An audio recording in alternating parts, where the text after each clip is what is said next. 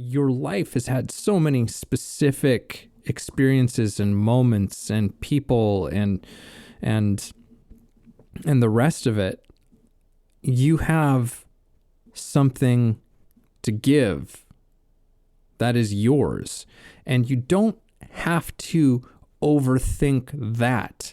You don't have to overthink, how am I interesting? How am I different from everybody else? That's usually a really terrific recipe to do something that somebody else has already done. This is Way of the Artist with Brandon Colby Cook and Evan Schulte. Identifying your blocks and demystifying your struggles so that you can claim your own path and make your life a work of art.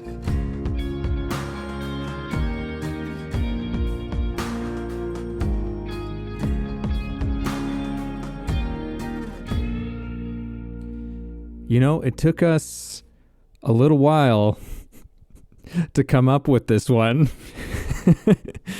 which seems so absolutely appropriate. Also shows how we're not perfect here on the Way of the Artist podcast either. But the irony of how this one got going is has not evaded me in this case, which is don't overthink your approach. We were thinking this one through a lot in the conversation leading up to this one, but maybe we'll talk about that at some point. But I like this. I like what we're diving into, because there's a lot that we can say about this. A lot of interesting little alleyways and side streets as well that this impacts and affects. Like things about your innate gifts is a fantastic little side street that's completely related to not overthinking this stuff through. So I'm excited to get into this one. Brando, what do you got to say to start off? This overthinking. It's not don't think about your approach. It's don't overthink your approach. And I think the thing that we run into as we've done this podcast, as we've worked together on scripts, is it's very easy to overthink it. It's very easy to get caught up in trying to plan and trying to be perfect and trying to know what you're going to do. And I think whenever we run into this problem, which we don't run into every time, but we run into it enough to know, you usually just hit a point where you're like, okay, like we don't know and there's no way to plan. And this isn't about having all the answers. This is about starting and figuring it out in some ways as you go. And there's so much about art and life and everything that we want and our purpose that's related to that, because you're never going to have all the answers. You're never going to know exactly the right way, the best way. And even if you think you do, you don't, because so often that way is something you need to discover, and it's going to be unique and it's going to be your own. But you're not going to figure that out until you approach it, figure out what's working, what isn't, and then adapt and roll with it. So I feel like this is very timely, as these usually are, for me, just in my life, around a few things that I've caught myself overthinking. And I'm realizing as we're talking, just to start, I'm like, yeah, what am I trying to do here? This is just bullshit. I'm just delaying myself from the inevitable, which is I'm going to make some mistakes and I'm going to realize as soon as I make them, wait a minute, that's not right. And I'm going to adapt and I'm going to change and I'm going to adjust course. But all this time sitting around thinking about it, trying to work out the details, is a waste of time. And it's actually just procrastination. Yeah, man. Because I think that's so much, like, especially on the creative, artistic lens of it all, so often we're, the impulse, the inspiration, like that's such, it's such a visceral, emotional thing that occurs, it's like it's a sensorial body high almost, and then, artists often, it's like there's this inspiration and then there's just no follow through that comes in on. And hey, I'm not shitting on anybody here, because I am guilty of this more times than I would care to admit. You know, there's this thing, there's this inspiration, and then there's no action that you take on it. I didn't write that sketch. I didn't, post this thing. I didn't, shoot this video or shoot this sketch or whatever the hell it is. It happens. This is not about making anyone wrong. This is just an acknowledgement that, like, hey, this is something that everybody deals with. I think that even some of the most quote unquote productive artists and creatives out there will probably tell you about the myriad of things that they have still not done, that they haven't gone through with for one reason or another. So, there's elements of how we prioritize things, I suppose, on a practical level, but there's also, I guess, really what I want to say to that is that, like, you can, when we have the sensation, we can talk ourselves out and think ourselves and strategize our way out of doing anything, which seems crazy but we're so conditioned and trained. And also I think that we're so fearful and anxious, about how something is going to be received, that's why we kind of start to overthink everything. We try and have everything absolutely perfect, before we launch, so to speak. And, we're not putting rockets out into space, most of us, where there's very little room for error, of which I will also add, there is a massive team of people who make that happen. It's not one person sitting in a room being like, yeah, I'll put a rocket up in the air for you. But for most of us on a smaller scale, we, in some cases, it's more important that we just begin, that we take action on something, because we can just sit around ruminating about something forever. And I just want to touch back on one thing before I hand it back over to you that you had said, Brandon, because I think it's a very important point, which is that we're talking about overthinking. Don't overthink. It doesn't mean you don't think about something, because there is absolutely a value to, even some of my own creative processes involve a certain degree to which I take no action. But that's built into my process. Like, it's built into my process that I go up to a certain point and then I stop. I go, okay, now I'm not doing anything more. I'm not thinking about this anymore. I'm completely letting this go now at this point, So yeah, like I'm just going to hand it over to you. It's, I think the thing is you got to be willing to make mistakes. You got to be willing to fail. You got to be willing to fall on your face and do it wrong, make a mistake, mess up, whatever that is. Like, sometimes you got to be willing to embarrass yourself. I think that, this whole idea that we can somehow protect ourselves from discomfort and pain and things that create like intense feelings inside of us is just such a mistake. You got to put yourself, and it's almost like trial by fire in a lot of ways. You got to put yourself in there. You got to get burned, and you got to figure out what that feels like. And I think it takes, if you really want to figure anything out, it takes a certain amount of kind of humility, but also that combination of like just mindfulness to say like, okay, I tried that and it didn't work. Why didn't that work? But you tried it, not you thought about it, you tried it and it didn't work. So, you can run through the gamut of reasons why. Okay, well, why didn't this work? And then you try maybe doing it again, but try it differently, try a new approach. And that's why it's don't overthink your approach. You can sit around just thinking about your approach and thinking about your approach and thinking about your approach. Like, think about it, then do it. Then think about it again and then do it again. And then think about it again and do it again. Don't think about it and then go, okay, well, maybe I could do that, or maybe I could do this, or maybe I could do this, and then run through like all these options and do nothing.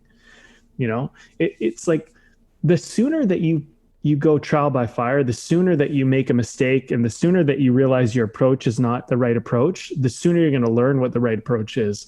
And I think that so much of what we're trying to do in art and in life, when it comes down to what we truly want, is about figuring out an approach that actually works.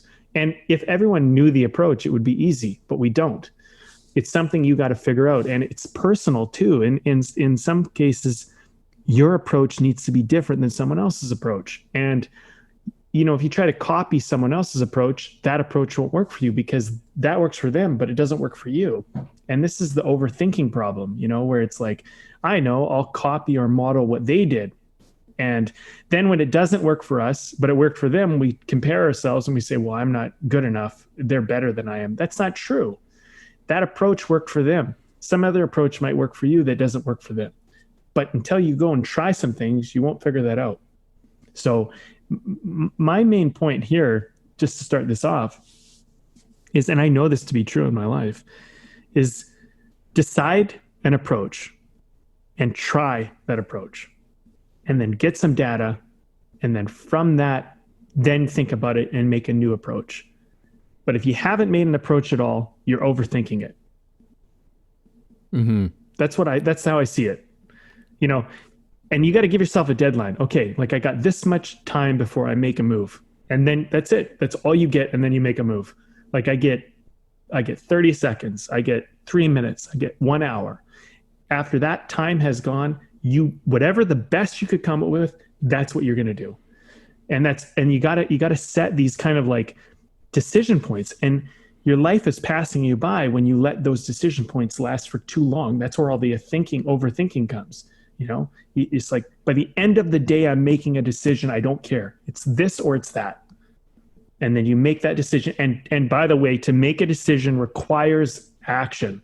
It is not a decision unless you've actually acted in the world. Otherwise, it's still thinking. It's not a decision. Decisions only occur when action is accompanied with a choice. That's it. And if you let that be a gray area, you're just fooling yourself, in my opinion. Yeah. It's like exactly like the law of beginning. Yeah. It's the decision to act and acting all at once. It's a singular kind of movement. Just the way that the conversation has gone so far has reminded me very much of a talk that, our favorite Alan Watts would give. I swear it's like if all of these podcasts just like turns a few people on to Alan Watts, I'm happy. Me too. But he gives this talk about, how we make decisions in our society and, or at least for a lot of people, which is that we can think about something and weigh out the pros and the cons and bring in this variable and that variable and try and measure everything out. We can do that, and we can do that probably endlessly. It is his proposition, is that there will be no end to variables that you could put into the equation, and you'll never end up making a decision. And so usually the way that most of us make decisions is that we'll think about it and think about it and think about it, and we'll do all of the swaying back and forth. And then when it comes down to it, we make a snap decision. Mm-hmm. It still ultimately kind of comes down to a snap decision ultimately. Because it doesn't mean you'll never have all the info. Yeah. You'll never know all the variables. Yeah. But if we try to live our lives and make decisions with trying to have everything worked out, we're stuck. Where it can be a form of how we procrastinate, which is usually, procrastination is usually a form of anxiety. In my own experience, it's a form of fear and anxiety towards, all kinds of nonsense that our thinking tells us, Am I doing this right? And is this good enough? Who am I to do this? What will other people think of this? Like it's along these lines of thinking that takes us completely out of it. And it also kills that initial inspiration point that kind of compelled you to do something in the first place. Yeah. That's when your mind is working against you. That's when, because like some of my favorite teachers in life have strongly advocated that your mind is a tool. But most of us use our minds as sort of the master of the whole show. But there's a different component to who we are and how we operate that needs to be the thing that's steering the ship. And that's that creative impulse, that moment of excitement about some sort of new project, new endeavor, or whatever, that rush of whatever that is that excites you. That's the thing that needs to be steering the ship. And then you go, okay, mind, let's figure this out. Mm-hmm. What do you know? What can you say about this thing? How do we do this? Do we need to learn some skills that we don't have yet? And you put a few things together and then you begin, because otherwise you sit around too long and then the momentum's gone. Mm-hmm. That wave of inspiration has potentially moved on to somebody else, which so many artists can like attest to, where it's just like, I had that idea for a movie 5 years ago. And it's just like, yeah, but you didn't make it. So guess what? The idea went to somebody else.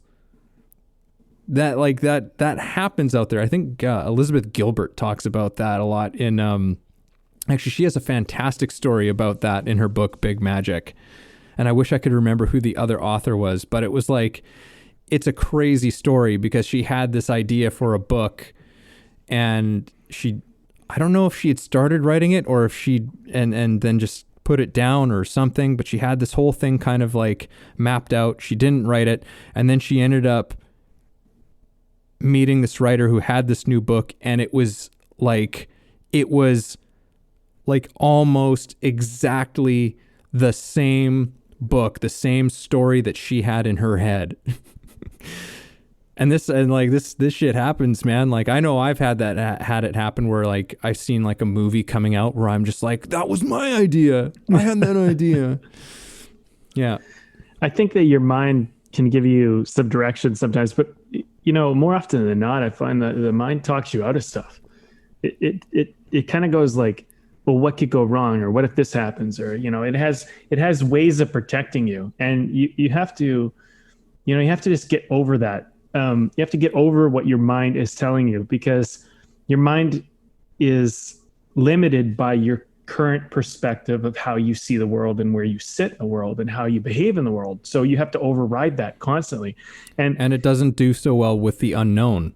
No, it doesn't like the unknown, and it will do everything it can to avoid the unknown. That's why, you have to kind of make these like almost snap decisions that come out of more like, if you want to call it and use psychology, like your id, or your like, your like innate feeling intention, and it can work in so many ways. I'll give a few examples. One is getting up early in the morning. I wake up at 4 a.m. in the morning. That sounds crazy to some people, but it's not a problem for me. It's so easy. And there was a time when it was not easy at all. But here's the thing. I get up at 4 a.m. because right now I'm working a regular job. I'm doing a coaching business, doing this podcast. I'm working a regular job, and I have an artist career. I'm maintaining like 4 careers at the same time. So it's very easy for me to not have a lot of time at the end of the day to do the things that are important to me. And what happens is I wake up and I start my job at like 7 o'clock, my Joe job, the job that I don't really care about, but makes me some money. And it's like it's an experience thing I'm doing right now. But I was realizing that when I got home from that job, I was tired, and putting time into my art and putting time into my business and that kind of stuff was difficult. And I wasn't getting the best out of my work. And I said, the first few hours of the day are the best hours of my day entirely. So I'm going to get up before work and I'm going to put 2 hours into my dreams, into my goals. And the thing is I'll wake up in the morning, and this is where it comes around. I'll wake up in the morning and immediately my mind will be like, yeah, but you didn't get to sleep early enough. You're tired. You're going to be tired in the day. It'll start creating all these fear things. By the end of the shift, you'll be blah, blah, blah, blah, blah. You know, and then you'll have to nap, and then you'll nap. It'll screw up your sleep. You know, it just goes, right? And I have to just get out of bed. Just get out of bed, turn on lights, walk over, turn on the shower, hop in the shower, just whatever. Like, just do the actions that negate all that stuff. And like, what I found is that if I don't entertain those thoughts, they aren't real. They don't happen. And sure, I have moments where I get tired later in the day. Sometimes I get to sleep a little bit too late, and then waking up earlier is more difficult. But the thing is that you gotta just take an action.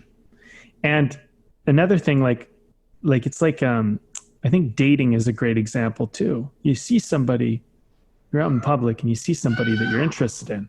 This little kid screaming out there. I don't know if you guys can hear that. I was going to say, do people still meet each other that way anymore?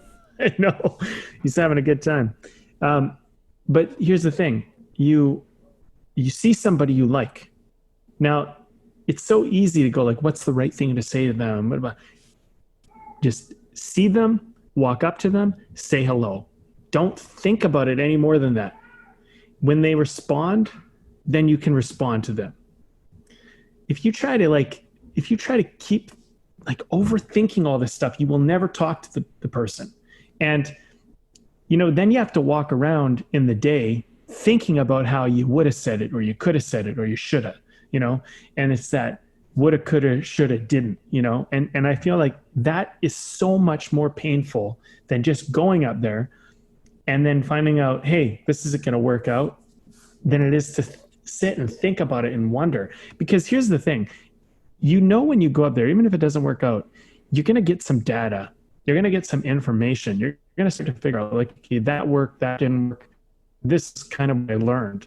And then the next time you do it, you're going to be better at it. If you never do it, you never get better at it.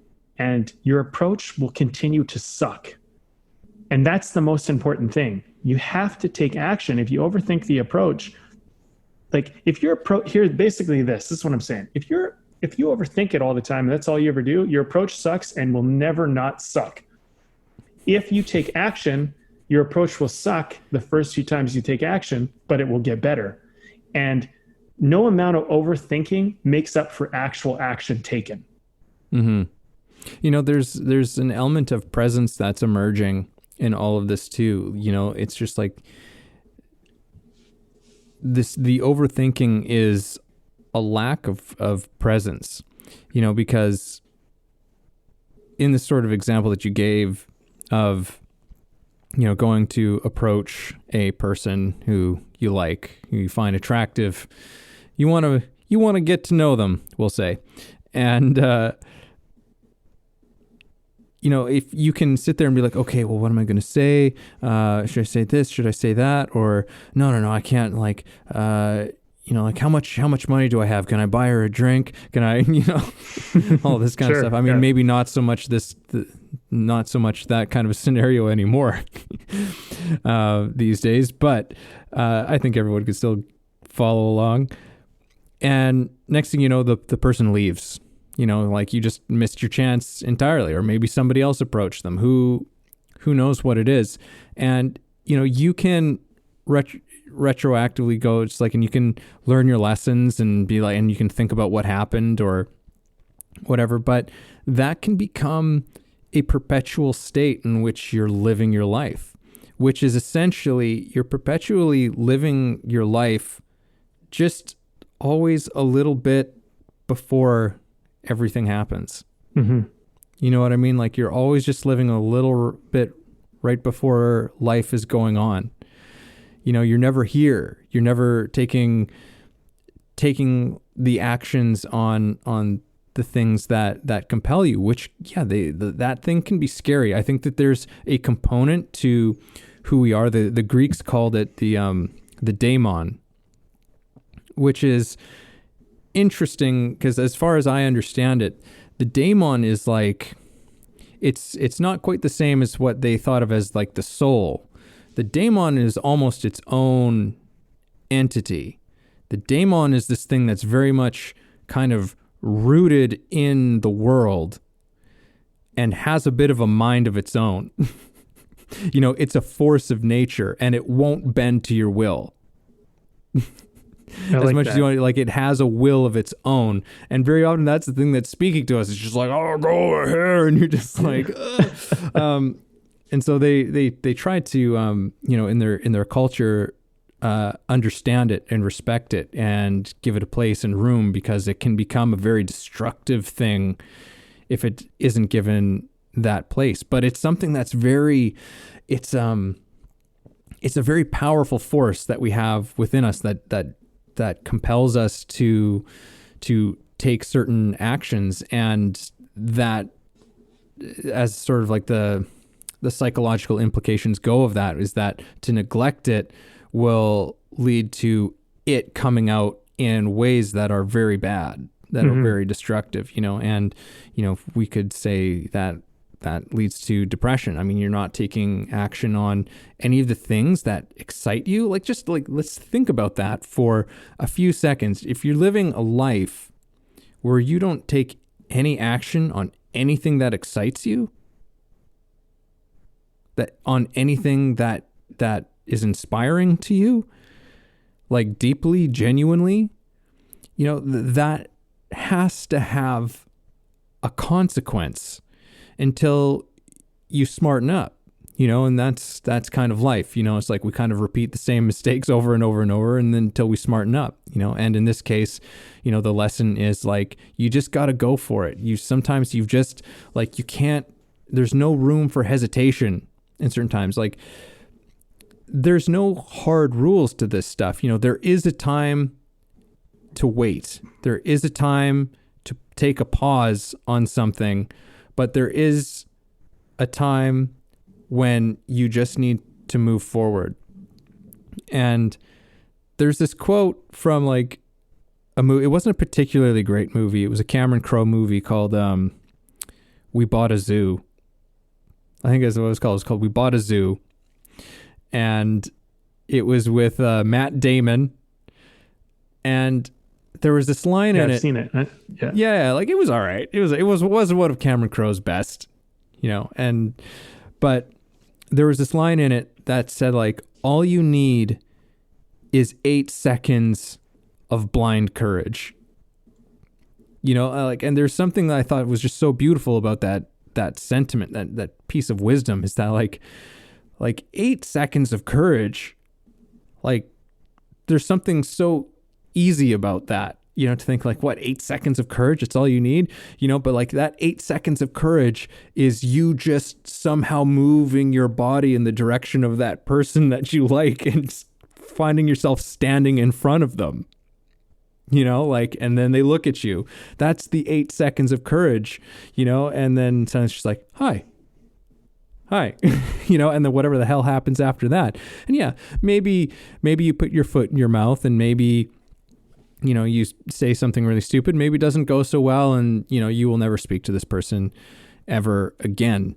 But that's all right.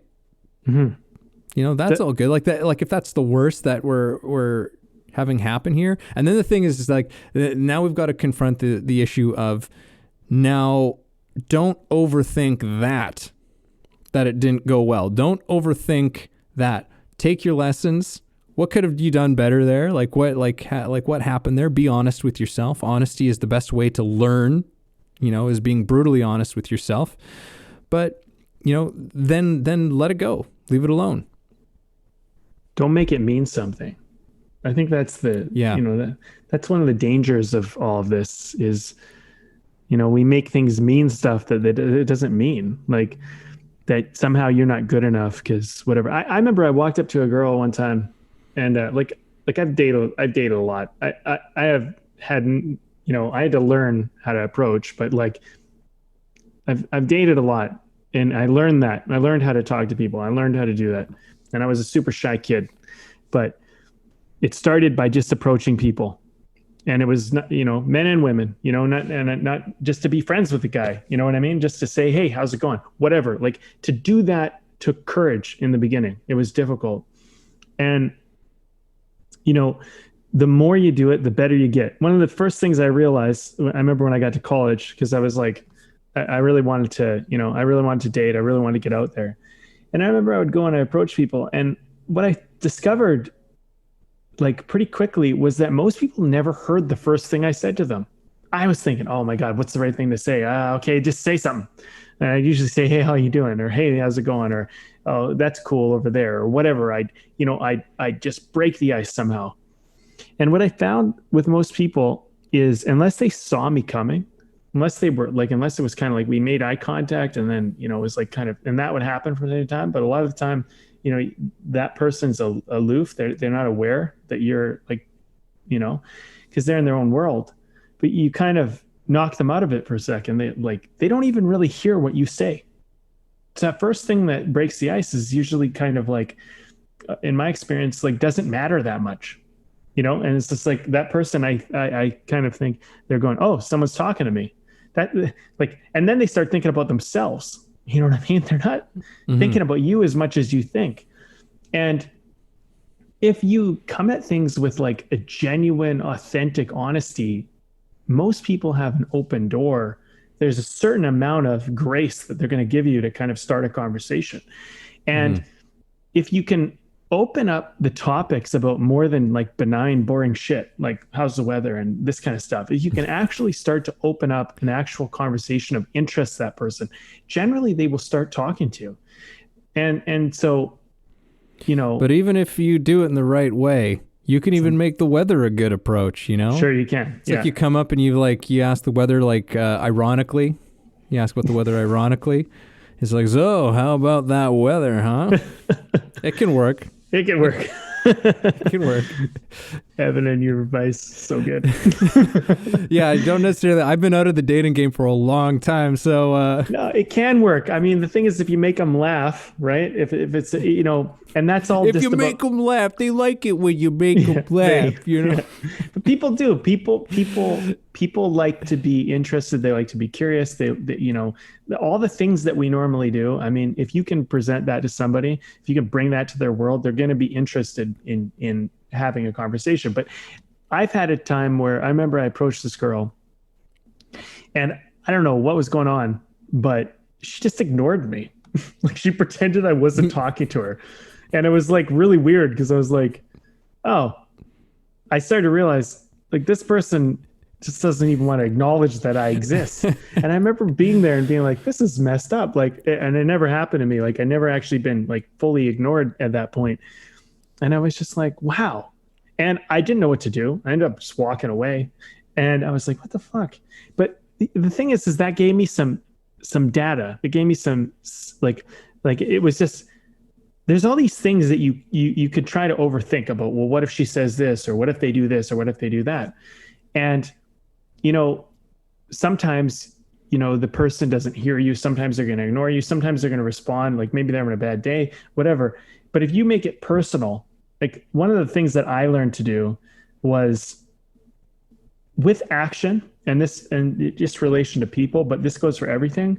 Whatever you do, don't make it about you. Make it about that thing. Make it about this person. Like if you're genuinely curious about that person, if you genuinely want to get to know that person, you have much more chance. If you genuinely want to do the thing you're trying to do, like write the script, like if you genuinely want to figure that thing out, you probably will. If you make it about you and about, can I figure it out? Am I good enough to figure it out? Is this person going to like me? That is all going to shoot you in the foot. And when you stop putting the attention on yourself, you're going to find that your action is more effective. But sometimes you got to experience what it's like. Like, when people who have done this hear me talk, who have actually done this, they know that they know what I'm talking about, because they know I know what it's like thinking about myself, and he's right. And they hear that. People who haven't taken action before like this, they're like, they have no concept of like if this is true or not.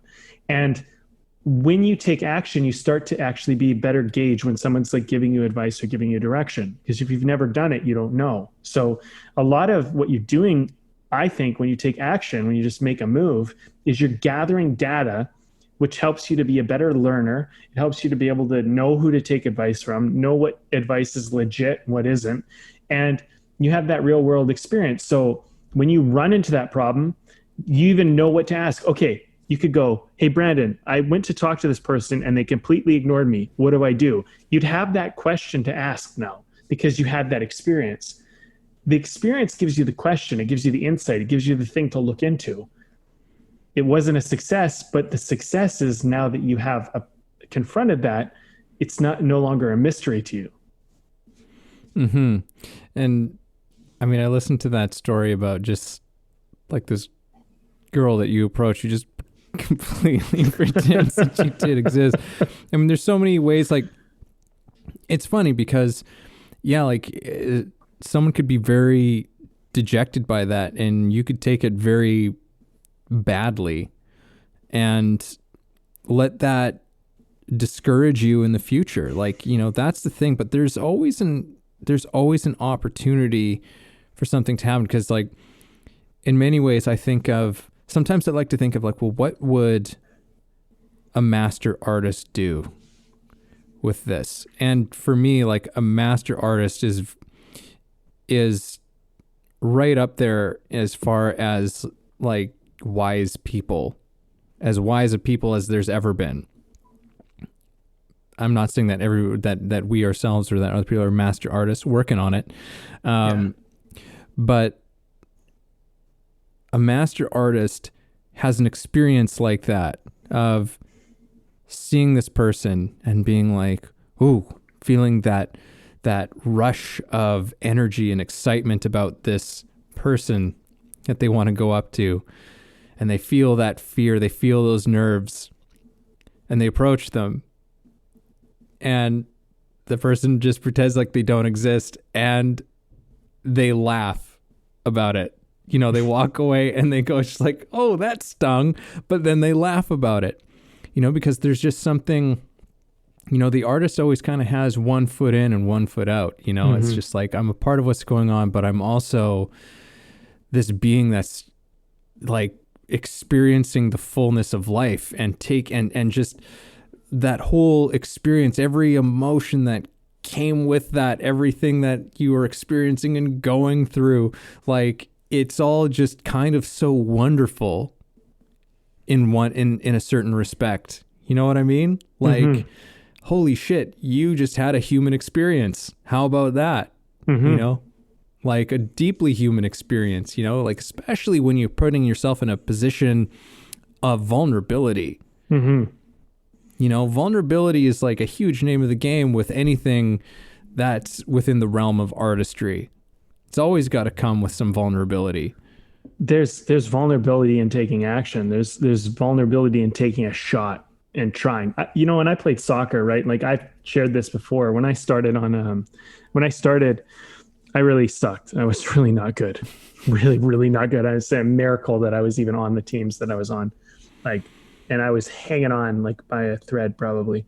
Rode the bench for a lot of time.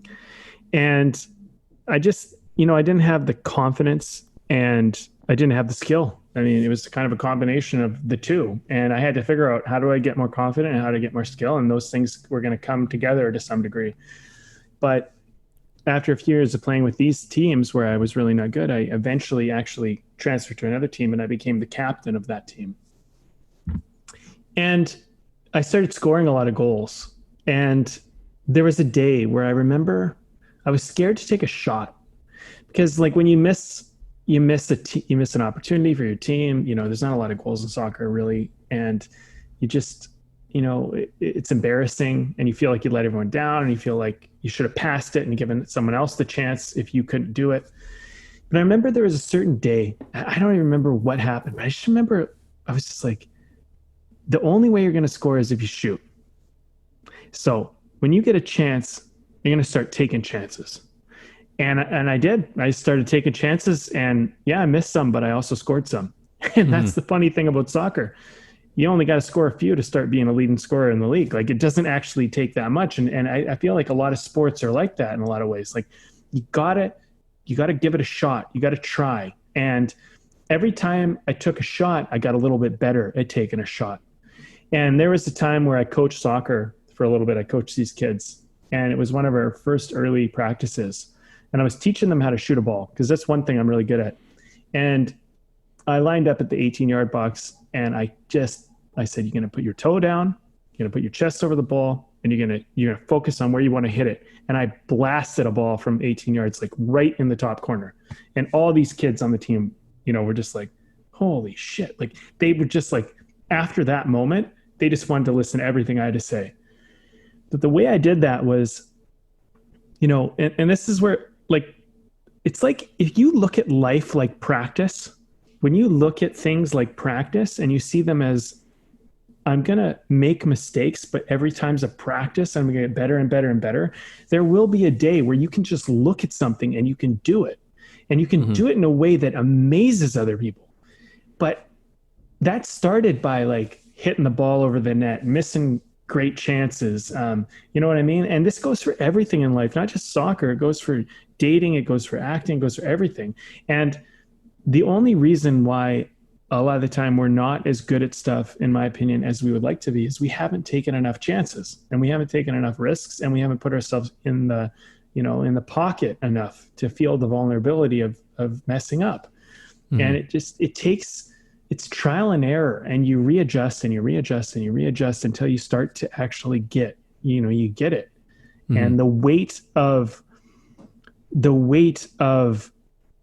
understanding, like, how things go wrong and the ways they go wrong, and feeling that is part of what makes, like, I really feel that's part of what makes you have that ability to perform. And there's so much about being an artist is your ability to perform, being an athlete, being everything. It's like, when it comes down to it, can you perform? And the only way you're going to perform is by taking a lot of actions and failing a lot, to learn to get all those failures out of the way, so that when it's time to perform, all the failures that can occur, you experience that, and you know what works and what doesn't.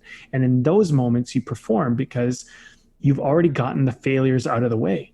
But people are spending so much time trying to avoid failure, including myself in certain areas of my life. And I'm just like, as we're talking about this, I'm like, why, Brandon? That's so dumb. Don't do that. That's, better, You're overthinking it, and you're trying to control it, and you're trying to get a way to protect yourself from some vulnerability. Just be vulnerable. Just make a mistake. Just go and do it, and try it. And then you're going to get some data, and then you're going to be informed, and you're going to try it again. And that's how you learn. Mm-hmm. Yeah. I just want to dive into something quickly, or maybe it won't be quickly, but we'll see. There was a side of this conversation that we'd sort of touched on before we started recording, which I feel is important, or at least for me is something that's important to address, that I think has a lot to do with the kind of, the shit that gets in our way, and for the most part, and if you've listened to the show before, it's probably most of the time you're probably the one who's at the most getting in the way. This whole conversation has pretty much just been about, like, how we get in our own way. One of the things I want to propose is that you are an innately unique person with an innately unique expression of whatever it is that you're passionate about. This has nothing to do with you being perfect at it. It has everything to do with you having just an automatically unique thing. There's this thing that goes on in the acting world where people ask other actors, or, maybe family members, friends, yada, yada, yada. They'll go around and they'll ask these people, what do you see me playing? Like, what kind of characters do you see me being? Because everyone's trying to find their, they're trying to find their brand, their niche, like whatever. And, there's a certain utility utility to that. I won't say just don't do that. But to me, there's a really insidious side to that whole thing, which is that then you've created, based on what you get back, you're creating an image of yourself that is not necessarily full. It doesn't not necessarily encapsulate everything that you have, and I see a lot of actors, not only just that side of it, but, also actors who try and go into an audition and try to drum up something interesting to do in the scene, which is trying to be interesting is usually a trap, which I've spoken to at length, I feel, in past podcasts, but I don't want to get into that. But one of the things I want to just say is like, look, you have an innately unique take on just about anything and everything. And the more that you begin to see that and trust that that is the case, because believe me, you don't see anything the same way as somebody else. There's maybe similarities. You'll certainly share certain kinds of experiences on a very general level, but your life has had so many specific experiences and moments and people and the rest of it. You have something to give that is yours, and you don't have to overthink that. You don't have to overthink, how am I interesting? How am I different from everybody else? That's usually a really terrific recipe to do something that somebody else has already done, to do something that's kind of contrived, because now you're consulting your thought realm to what's interesting to do, to what's an interesting action to take, whatever it is. And the thing is that your mind only knows what it has seen and done before. That's perfectly obvious. The mind only knows what it has seen and done and experienced before. So if you're turning to that thing, you're always going to come out with something that has been, that is never going to be completely genuine or new or fresh. You have to go to a place that is beyond that, which is why I don't overthink what you're unique for. I guess is, I've taken a kind of a scenic route to get there, but I just wanted to bring that into the equation because it was something that we had talked about before we started recording, and I think it's an important thing to say. Mm-hmm. I think you're bringing up something good here. There's a time and a place, just to play devil's advocate for a second to kind of further this. I think there's a time and a place to model. There's a time and a place to kind of match strategy, to look at how something was done before and to go, okay, well, I'm going to try that strategy as well. I'm going to try to do it. But when it comes to art, that's not a time. Whenever art is at play, it's not a time to mimic. I think that there is there's a service. I think when you're an artist, there's a service that you provide, if you're trying to get work or make money or do whatever, and you have to honor the service that you're supposed to do. For example, in film, sometimes you have someone you need to play a part, an actor to play a part. And really that actor is really just there to help bridge the hero's story or the antagonist story. That's really your job. And I think as an artist, at least as an actor in that position, you need to honor the job that is being asked of you, because that's what's going to get you hired. Once you have figured out what the job is that you're there to do, then you have room to play. But if you don't honor the job, your artistry will be lost, because the problem is, like, unless you're if you're the lead of a story, if you're the main character, you have a lot more flexibility. But even the lead has a certain service they have to provide in the story. And that's not just for the film itself or the story, but that's for the audience and for whatever. And when you have a good awareness about what that is, it's like you can honor your commitments, but the way you do them can be unique. The way you go about them can be your own. Mm-hmm. You still need to figure out, well, what am I here to do? What's the service I'm here to provide? And I think that, this goes back to our talks initially, Evan, where we were talking about industry and artistry and industry, and finding that balance, right?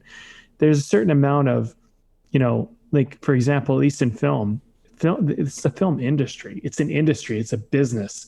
There's a service that's being provided, and there's people that are paying for that service, and they expect certain things from certain genres and certain things. Like, they want a certain thing to be delivered to them. And part of what helps a production company or a studio or whatever, or a producer, effectively continue working is that they continue to deliver the service that is they said they would deliver, that's asked of them, that sells. So I think as an artist, there's a certain amount of, okay, I'm doing certain things to deliver a certain service. Now, if you mimic the way other people say do it, there's a fine line between copying, and you have to figure out, well, where is the art and where is the industry? And there's certain things. It's like a practical thing. Like maybe as an actor, it's like, you got to say these lines. That's a practical thing you got to do. But how you say them, the way they come out of you, the way that you interpret, the way you feel them, that is the artistry. You know what I mean? You have to say the lines, and the lines have to make sense in the context of the story. But once that is accomplished, then the art that's where it takes. And I think there's a certain kind of like an actor, and I feel this relates, actually. This is kind of an interesting little avenue, but I feel like there's a certain kind of actor that all they do is deliver on what they're required to do, and they don't really bring any art to it. And you're like, that's a missed opportunity. Like, there's something in there that you could have found. But then there's the other artist or the other actor, and they are all about their artistry, and they don't deliver. And the problem is that person might actually be like a better, more authentic, more truthful actor. But the problem is that sometimes the actor that delivers what it needs to be served gets the role, because the person who is all artistry and no industry didn't understand what they were there to do in the first place. So the way I look at it is like, you got to fulfill your commitments, but once your commitments are filled, the artistry is the above and beyond part. And that's where all the uniqueness comes out. And those are things that, if you're modeling the artistry of someone else, you're making a mistake. But if you understand, like, for example, if you look at Tom Cruise, I know I'm going off here, but like, Tom Cruise is an incredible deliverer of a certain thing. And that's why he's so successful. Like, he's very good at taking a leading character, bringing them through a narrative, and delivering on that character's journey and that character's story, often with action and things like that. He does an exceptional job. Is he the best actor in the world? Debatable, but he can deliver. And the way that he delivers is very much him in a certain sense. So if you try to be another Tom Cruise, we already got Tom Cruise. We don't need that. But if you deliver like Tom Cruise does, but you do it in your way, that's a totally unique and different actor. Mm-hmm. And then, you can name a different action star, you know what I mean? Like, or whatever. And so I feel like trying to control too much is part of the problem when we're talking about overthinking. You're trying to like, your overthinking is only going to make you copy. You have to let your heart speak after you've delivered your commitment. Then you got to let your heart and it will take you wherever it's going to take you. And it'll show you your truth, and that will be humbling and whatever. Well, like it's what you're saying is like, yeah, there's no play when you're trying to control everything too much and think everything through too much. There's no play that's going on, and play is kind of like that's how you dance in the unknown territories. That's like the only way that you can really do it, and that's and come away with something that is unique and different. Like that. There has to be play that exists in that space in order for that uniqueness to come out. And that requires a certain level of being able to be foolish and being able to look stupid and all of that stuff. And none of that speaks of control. No. I think that's the thing. I think that's what we're talking about, really. It's like, don't try to control. Like, don't overthink so much. Don't try and control so much. Yeah. Like let a certain amount be up for like whatever. Well, like allow yourself to play. Allow yourself to play. Like, allow yourself to enjoy the process and allow yourself to have a little bit of fun. Like that's I mean, yeah, it's so interesting because like we can get so hell-bent and focused on just trying to make something succeed or come off a certain way, or for ourselves personally to appear a certain way or whatever. And in that whole thing, we stop enjoying ourselves. We stop having fun, like that initial hit of inspiration, that happened. Like now you don't even want to do it anymore because you overthought it. You're not playing anymore. It's not a fun thing to do anymore. And then, that can spiral into a whole thing of being like, of just completely giving up on everything altogether. Mm-hmm. In my 20s at a certain point, like I just stepped away from acting for, I don't know, like 2 years. Like I was still going out on like auditions for like things here and there. But, it was kind of a situation of going through the motions. But like I took a step back, like I stopped taking classes. I wasn't really working on my craft like in an obvious way that I would kind of was before.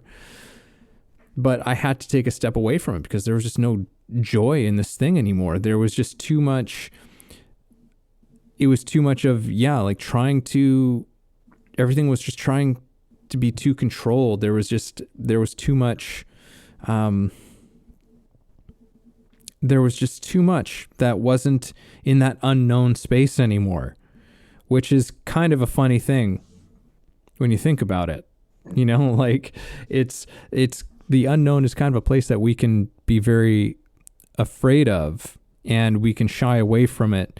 But eventually, if we don't engage with it at all, everything becomes so mundane. Everything becomes joyless. Like that unknown space is absolutely vital for a kind of joy in our lives and in the things that we do.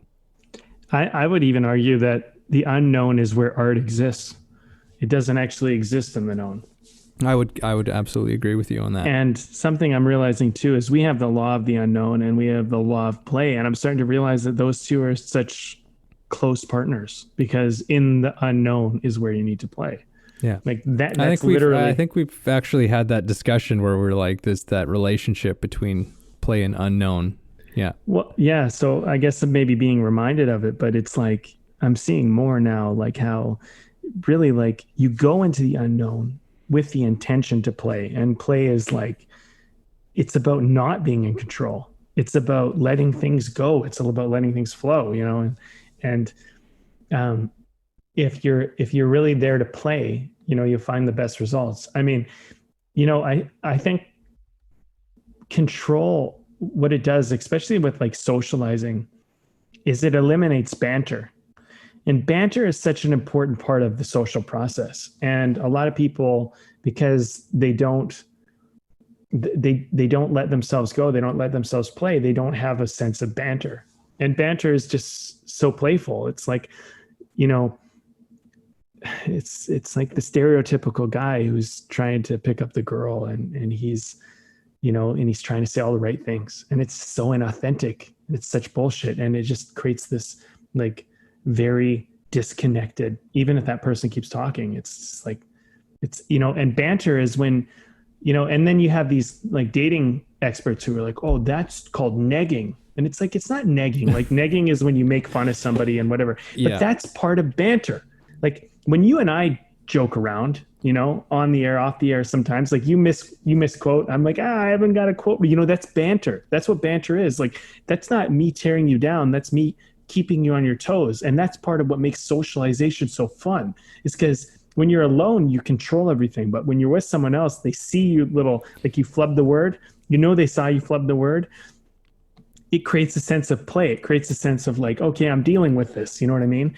And that's where aliveness, I think, comes up. And art is a lot like that. When you're doing your art, it can create a room for banter in a sense, where it's like this kind of like, I'm not doing it perfectly, but through not doing it perfectly, by playing with that imperfection, it becomes quite incredible.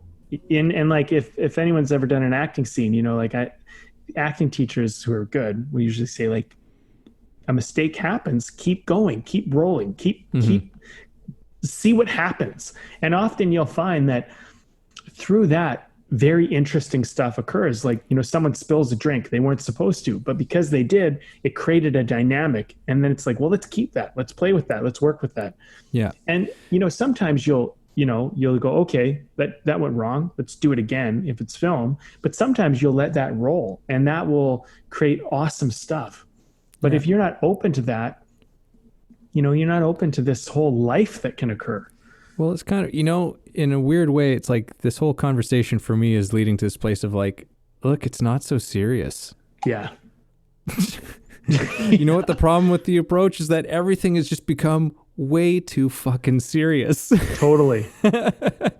Totally.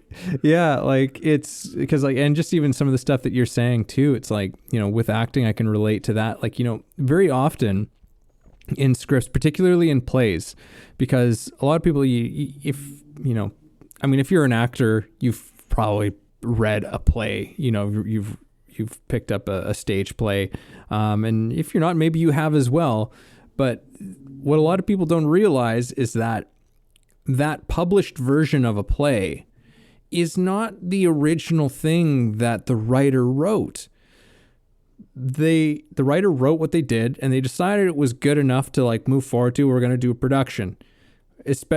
But for a first play, now they've cast actors and they got a director and all this stuff, and it's going, and they're realizing certain things don't necessarily work in action. So they change things. Right. And so like the script changes, but very often there are accidents that happen during the rehearsal stage or even during the performance. And those accidents end up being written into the play because they're like, that was fantastic. That was so funny, or that was so powerful when this thing occurred. And so it becomes a part of sort of the fabric of how it all goes down. Right. But there's I don't know exactly necessarily what I was trying to say with that, but it seemed relevant.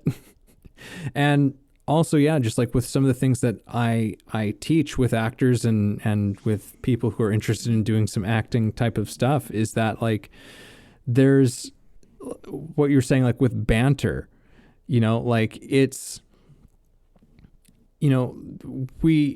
I bring people through a process where they become very present with each other, and it's kind of in essence, you're just calling out everything that's happening.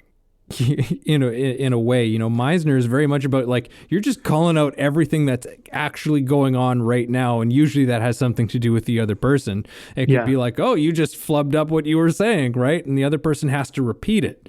It's like, I just flubbed up what I'm saying. It's like, you're embarrassed about that now. It's like, I'm embarrassed about that now. It's like, but you just point it out, you just address it. And the funny thing is then the moment's gone. It happened and it's over and everybody's fine. And I think that that's kind of a bit of a microcosm, but I think that this is one of those things that kind of stretches into a larger picture, which is that like, again, it's not so serious, like you're going to go along and little flubs are going to happen and little things, like you can just actually laugh about most of it.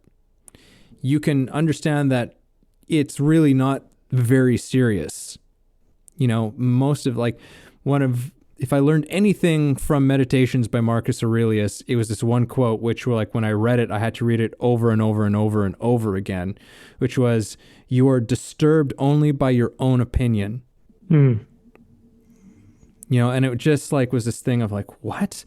But just how true that is, it's and so much of what disturbs us from how we do something, from taking action, for how we approach, it's our opinion about something. It's again, it's the overthinking. With the overthinking comes our opinions and comes our judgments, and that creates kind of a whole crazy hurricane of emotions that can happen, and that can just, it can stop us from taking action on the things that we truly feel strongly about. There's so many things that this conversation's opened up, as they usually do, and I don't think that I'm even going to be able to comment on them all. But no, I know we are kind of we're a little past that 1 hour mark. Which, I mean, we can go longer if we want, but Yeah, it's kind of one of those things where it's like that witching hour, and it's kind of like, well, do we want to go down that road or not? One thing I will say though is that none of us really know what's going on here. Nobody does. People assume that they know what's going on here. We don't. And there's this girl at work, and it was really funny because we were talking about got some deep philosophical talk. We got pretty good banter, and we're joking around all day. But this moment to me was brilliant because we're talking, and she was kind of, I guess, done with the conversation, but she had a funny way of ending it. It was hilarious to me. I'm saying, well, how do you even know you exist? How do you even know you got a body? And I was going in down this philosophical, mind road. And then she's like, well, I think I have a body. And she stands up because I just farted. And she walks away.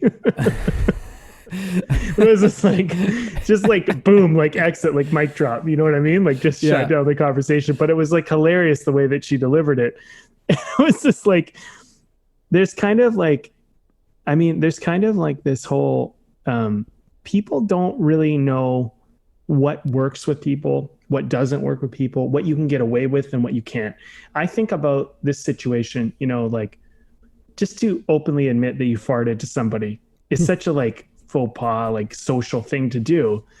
But also when done right, it's absolutely hilarious. And finding the line of delivery where that's actually funny or it's weird is something you have to do by trial and error. You know what I mean?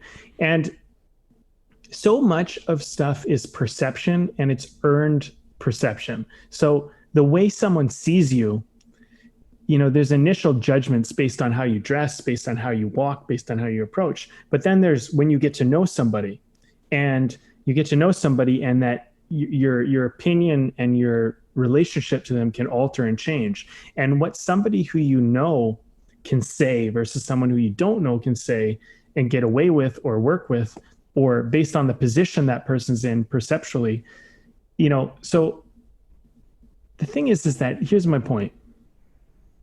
The way you perceive reality is off.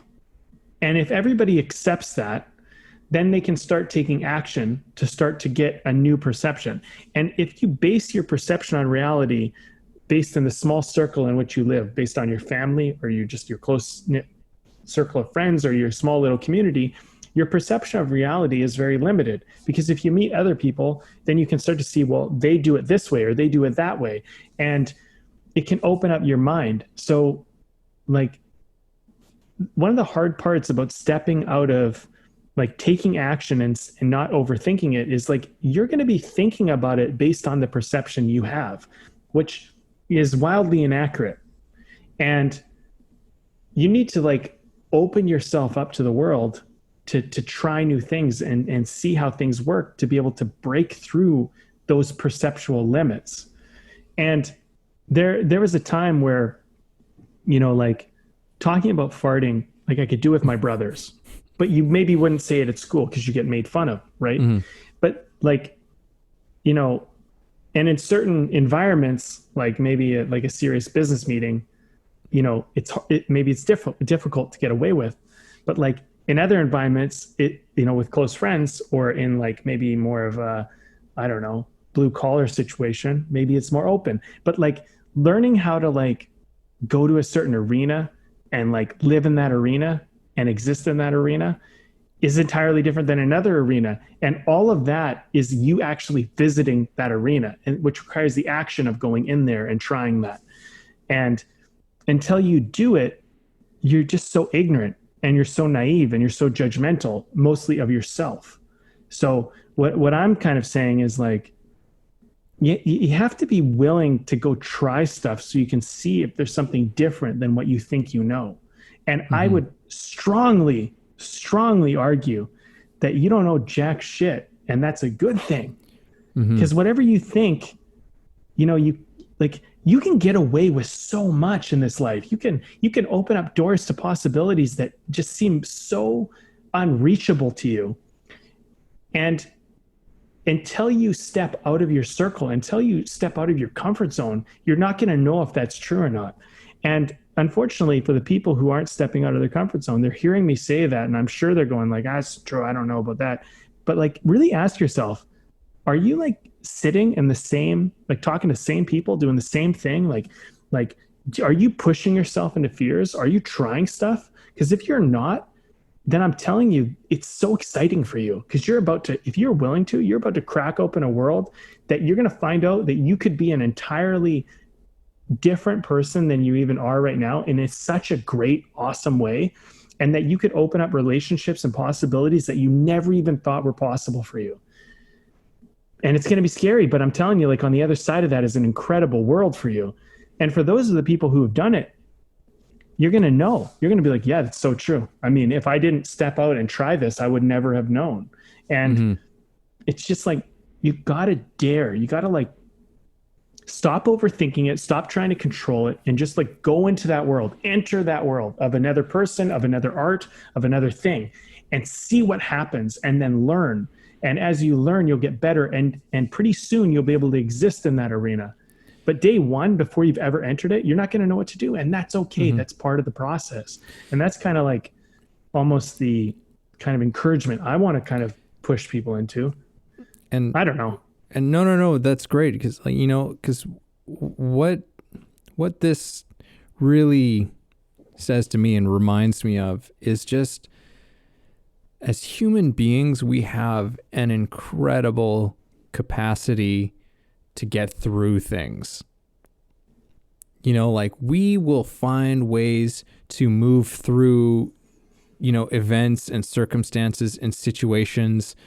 Like we will find a way to do it, you know, and like, especially when you look at, if you can look at your life and think of a circumstance that you never imagined yourself being in, and see that you actually dealt with it, you know, that you moved through it. It might have been uncomfortable, you know, but you did it, you know, you found a way. Like, again, because I just always love to bring it into like the artistic realms, because they do shed an interesting perspective on this. And that's also kind of what this show is about. But I mean, I remember studying with my Meisner teacher, Larry Silverberg, and where we were at in the class, like we were doing these basically improvised scenes, and we had scene partners, and the only thing that we had was like, in this improvised scene, each of us, so there's the two people, we had a certain set of a circumstance that each of us had, but neither of us were privy to what the other person's circumstance was, what was going on for them, just what our circumstance was and what we had to do. You know, like, what do we have to do in this moment?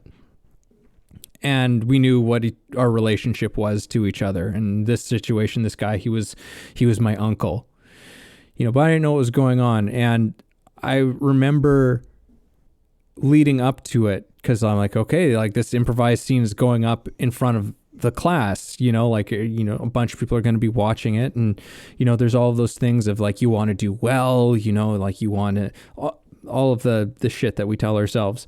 And I'm thinking about my situation, this thing that I've set up for myself. And I go, I have absolutely no idea how I'm going to do this.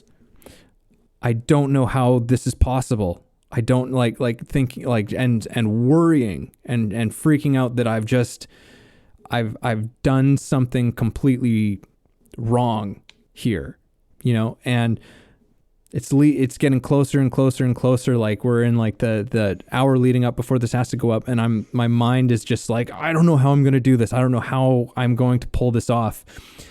And it was just like, and it was like my teacher, Larry, he just like, his voice just kind of popped into my head, and it was just like, you'll find out how you do it in the act of doing it. And I was like, oh, and just kind of all of this stress and anxiety and all this energy just kind of just like dropped off of me. I was just being like, I have no idea how I'm going to do this. I know what I know going into it, and we'll find out. And the thing is we did find out.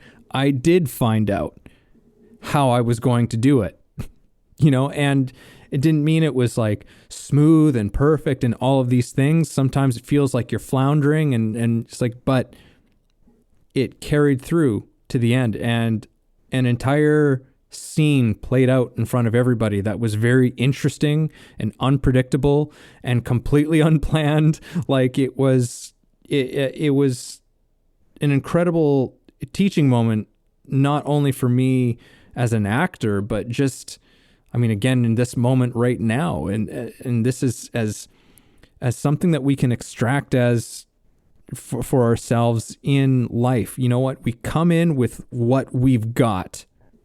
Whatever you've got. Another piece of advice that another Larry, who was an acting teacher, taught me was like, look, whatever you got, trust it. Trust it and stop worrying. Like, just leave it all outside. Whatever you got, you trust it. And you will find out how you do this thing that you set out to do through the act of doing it. But just act, and you'll figure it out. You'll be amazed to see how you can figure it out. And I would just encourage everyone as well, like, just think of any moment in your life where you've kind of been put yourself into a situation, or a situation was forced onto you where you didn't know how things were going to work out. You didn't have a plan, or much of a plan, whatever it was. And just recall how that all played out. Recall how that all, like what transpired. Just see how you figured it out. Maybe the outcome wasn't exactly what you wanted, but you figured it out. You lived to tell the tale. And in fact, very often you live to tell the tale and you can fucking laugh about it in retrospect. That's an incredible superpower that we have as human beings. That is a fucking superpower. I don't care what you say. That's extraordinary. That's extraordinary. Real life experience. Well, you having a beer? I'm having a beer. This is one I had this one, I don't know, a few weeks ago. This was, I've been drinking Phillips Citricity Grapefruit Zest IPA. It's really good. Nice. That's a delicious one. This is one that I'm like if I'm ever in a sort of a situation where I don't know what to get, and I see that and I'm like, that one's not going to disappoint. Yeah. I was actually just thinking about that earlier today. I love grapefruit and beer. Such a good mix. I'm having a beer from a brewing company that I really like called Yellow Dog. I don't know what it is about their beers, but I seem to like every one they have. I don't think I've had this one. I don't think we've had it together, but it's called Squirrel Chaser, and it's a hazy pale ale. Nice. Yeah, they always have a name that has something to do with like a dog, like Chase Your Tail or something like Yeah. that, you know? Yeah, they're a good brewery, and it's a super tasty beer. I'm really enjoying it. Yeah, no, they've got some quality people banging brews over there. Yeah. Okay, well, let's wrap this baby up, I think. I'll say, I mean, I think the thing is that thinking is trying to control. So stop trying to control everything. And control is usually something people look for when they're scared, and not having control is scary. But I think if you want to, live the life of an artist, if you want to be creative, like you want to be a master artist of your life, if you really want to get the most out of your approach in life, you've got to be willing to go into the unknown, be out of control, and play there and exist there without having the answers. And when something happens, respond. And when something else happens, respond. And accept that you will probably not be good at a lot of things the first time you try them. And the first several times you do them, you might get a little bit better, but there's always a lot of room for improvement. And maybe I can share a comparable, but I got into rock climbing like a few years ago. And I remember when I went to the gyms and I started like really taking it seriously. And I remember looking at some of the walls and just being like, I don't get it. Like, I don't understand how anybody is climbing this shit. This is so hard. And there's like a rating system, like 5.7, 5.8, 5.9, whatever. And basically you just level up, and it gets harder and harder and harder. But like after not too long, I was starting to climb these walls that when I first showed up, I thought like I'd never climb. I just kind of was making my peace with it. I remember being there being like, okay, well, like I'll probably never climb that, but whatever, that's fine. Like I was just like, I'll climb these other walls. It's still fun. But I got better, and I learned techniques, and I got skills, and I fell off of harder parts, but then I figured out how to get around them, and I got more fit. My hands got stronger. Things developed, and I could respond to challenges that I wasn't able to initially respond to just based on body position and just knowledge of rock climbing and movement of body. And I feel like life is a lot like an art is a lot that, you look at some things and you go like, I could never date that person. I could never have that career. I could never do that for a career. And that's okay. But go into it if that's what you want to do. And I promise you that if you go into it and you start working at it, you're going to start to find that you can get way farther than you ever thought you would. And you might realize as you get into it further that it's not really what you want. You might not want to go any further, and that's okay. You don't have to. But just understand that what you think is possible for you right now, when you're in a place of inaction, when you're in a place of overthinking, is just so out of reality because you just don't know. When I walked into that rock climbing gym and I first looked at those walls, I was out of reality of what was possible for me. But then in a few months, it did take a little bit of time. I was climbing walls that were way beyond what I thought I would ever be able to climb. And had I continued at the rate I was working at, I would probably be able to be climbing stuff that I thought was impossible after that, because that's kind of how it works. These things, they just seem so far to reach. They seem so impossible in the early stages. And the way you do it is you go and you venture into that territory and you try it, and you fail, and then you try again, and you learn from your failures. And you don't make it about you. You don't say, I'm a bad rock climber because I can't climb this thing. You say, I haven't learned that yet. I haven't tried that yet. I haven't figured that out. I haven't figured out how to overcome that obstacle yet, but I will, because I'll try it again and I'll try it again. And then one of these days, by trial and error, I will figure out a way to get through this. And that's life. That's art. That's everything. And if you start taking on that mentality, I really, truly believe you could have just about anything you want in this world. That's a lot of fantastic stuff for people to live by. Yeah, I think my last things I'll just reiterate. It's like, hey, this shit ain't so serious. It's not as serious as you think it is, and I'd also say get your get your mind working for you. For the you. Not the you that your mind tells you that you are, but the you, the thing that has dreams, the thing that, has fire and energy and explosiveness. Get your mind working for that thing. Get it working for that part of you. It doesn't get to decide what you do. It just tells you how to, it can just inform you to get to as to how you might get to where you're trying to get to, how you might navigate the way forward. And that if you throw yourself in there, you will figure it out. It won't be perfect. In some ways it is absolutely perfect. In many ways it's absolutely perfect. But you will figure it out. It will come together. And it won't be, hang on one second, I've got to sneeze. All right, there we go. I feel like that's like a first on the show. Yeah, I think so. I got so excited. I got tingly.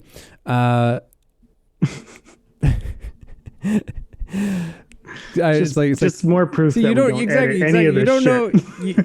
You don't know what's gonna happen. It's not gonna be perfect. See, Yeah. It's there we go. We're still a bunch of guys doing a podcast. It's still happening. You're still listening, maybe. So yeah, you'll figure it out. Act. It's not so serious. And I thought that to finish this off, we brought up our man Alan Watts earlier, and I thought this is a great quote from him that this conversation reminded me of. So I'll leave everyone with this one. This is the real secret of life. To be completely engaged with what you are doing in the here and now, and instead of calling it work, realize it is play.